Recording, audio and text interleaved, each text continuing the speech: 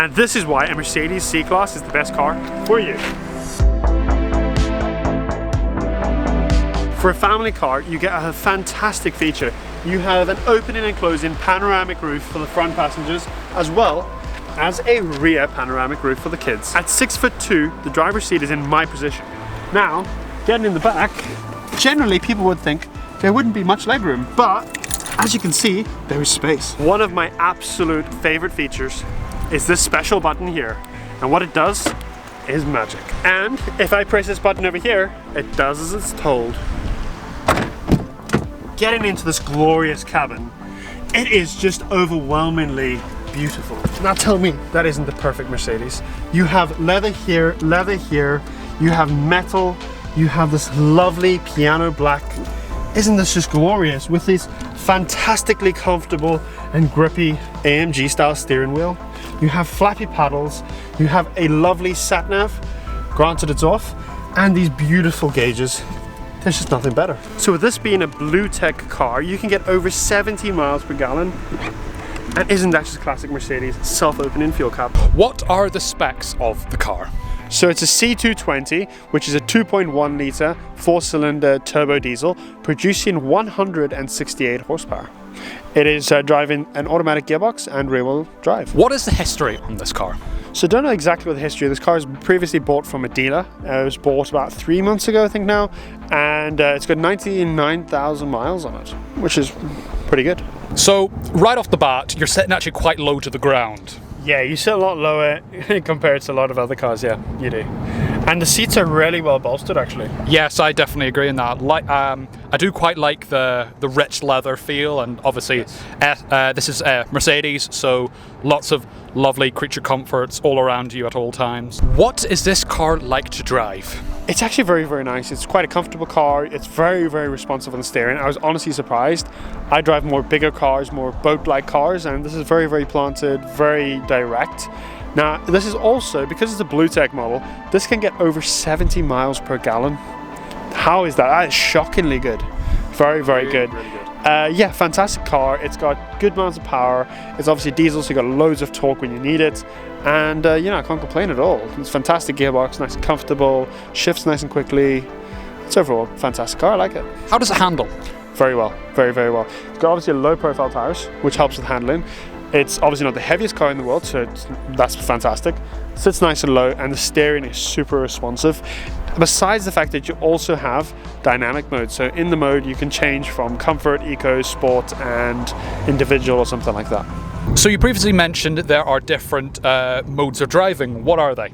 Yes, so if I just go into agility here on the left-hand side, it's individual, sport plus, sport, comfort, and eco.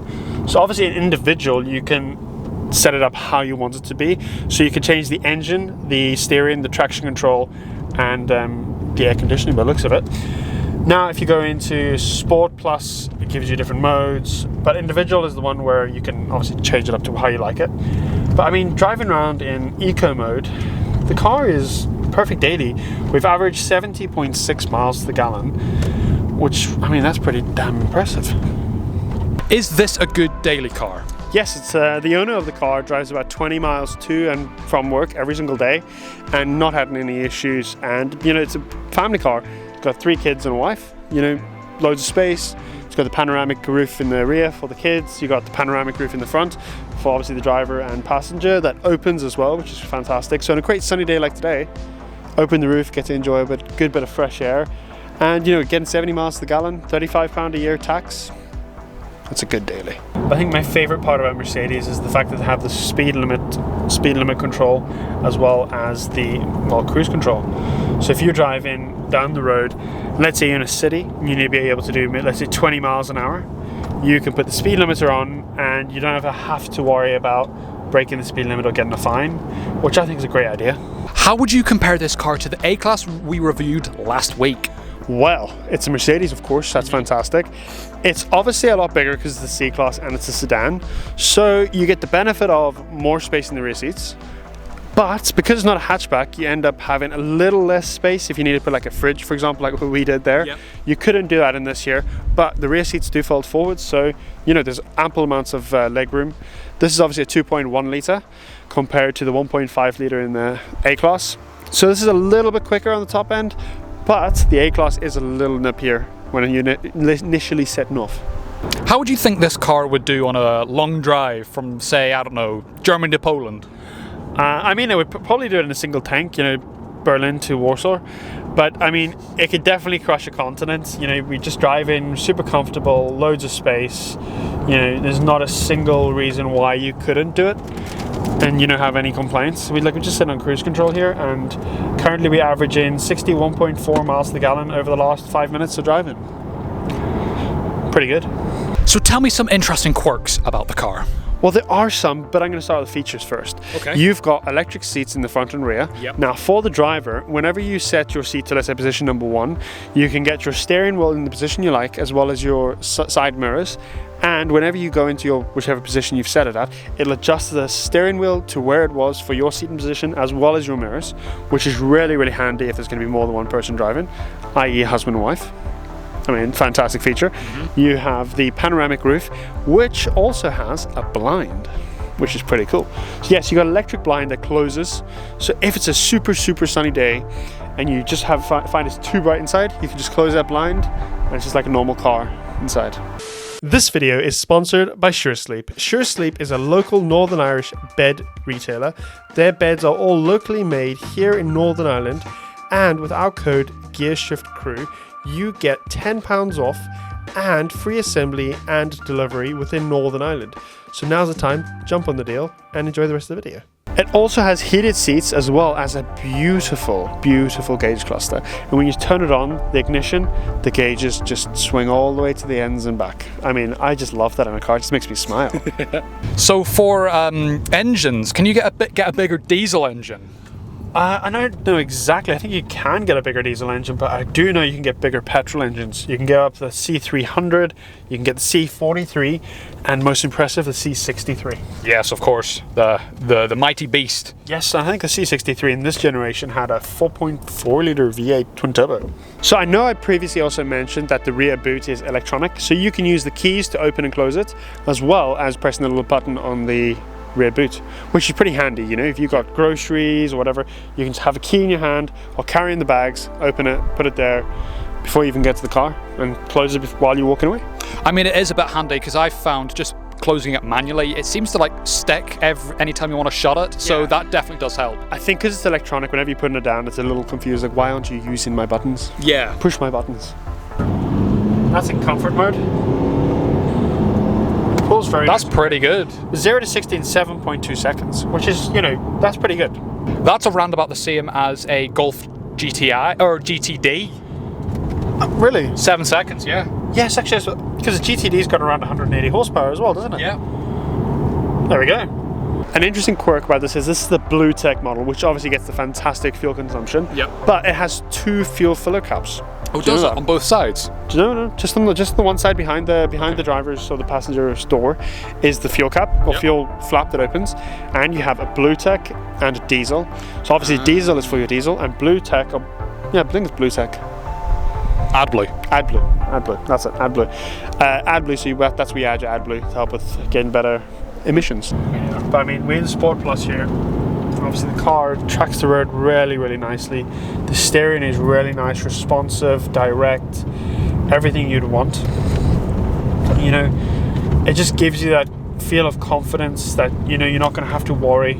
The suspension's comfortable. We just went over a little bit of a 0G bump, whatever you want to call it, and it just tracks so nicely. Now it's time to rate it. So, what are we going to go for Future Classic? So, similar to the previous video on the A-Class, it's a diesel, which generally aren't good classics, to be brutally honest, and it's not a performance one, so I think, like the A-Class, I'm going to go with, it's going to be unlikely, provided it's not one of the only ones left after 40 or 50 years time. So I'm going to say maybe a 2. We'll put it as a 2. Good idea. Okay. Daily. I think it's a fantastic daily. I think, like the A-Class from last week, yes, it's pretty much perfect You've got all your creature comforts, you've got space, you've got the panoramic roof that opens as well, and you have the electronic boot. So I'm going to say an 8. It's a perfect daily car with great fuel consumption. Now, will it hurt? It's going to hurt the wallet a little more, obviously. It's a higher spec car, you've got panoramic roofs, which opens, which generally, if it has a sunroof, it will leak at some point in time. So, electronics, electronic boots, all that drama. I would say it's going to hurt a little more on the wallet. You know, anything breaks, you need to prepare anything in the A-Class. So for that there, I'm going to give it, I think maybe a 6. What do you think? Yeah, I'd agree with you. That's very fair. Okay, so fun. It's definitely more fun than the A-Class. It definitely is a lot more fun. You've got a little more performance. You got, obviously it's on low profile tires compared to the normal high profile, whatever you call them. More sporty suspension, more sporty interior as well, and you have like really nice steering. It's like a flat bottom steering wheel. It gives you more of a sports car kind of feel. Yeah. As well as the fact that you can have the roof basically open with the wind in your hair. So I mean, I'm gonna say it's fun, but it's only fun sometimes for the fact that, I mean, you're driving a diesel, and diesel isn't the most generally performance kind of car feel.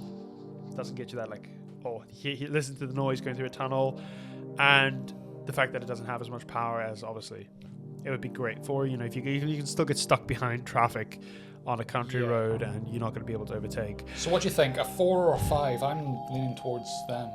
I'm leaning towards a 5, to be honest with you. Okay. I think a 5 would be, because it is quite a fun car, and I think it's for the fact that it's a great daily car and it's a great kind of all-rounder.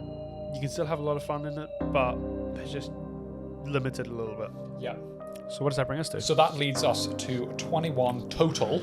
Yep. Which is 52.5%, which is pretty good. That's good. That beat the A-Class.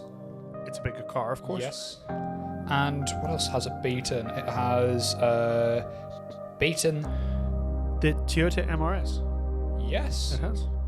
As well as the Focus RS, I think it is. No, Honda Beat. It's beaten the Honda Beat. Yes, the Honda Beat. That's funny. That is.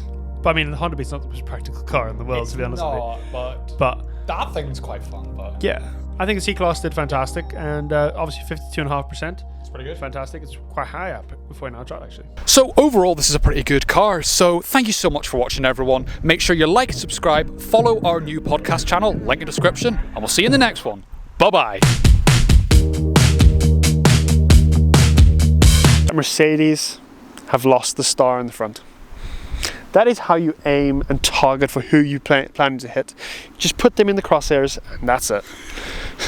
Just do a bit of Bill Burr.